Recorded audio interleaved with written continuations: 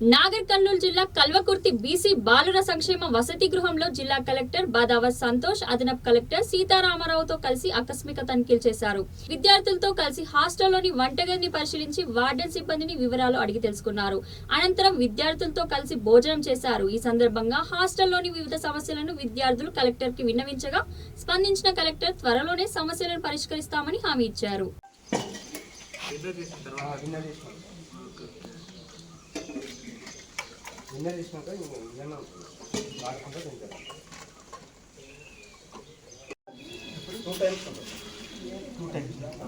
సోమవారం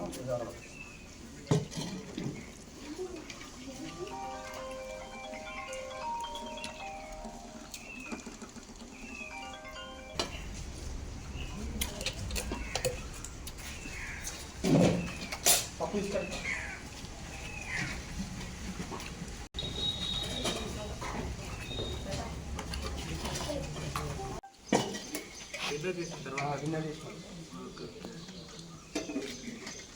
విన్నర్ చేసినాక ఏమన్నా వాడుకుంటూ తింటారు. 2 times ఉంటుంది. 2 times సోమవారం బుధవారం.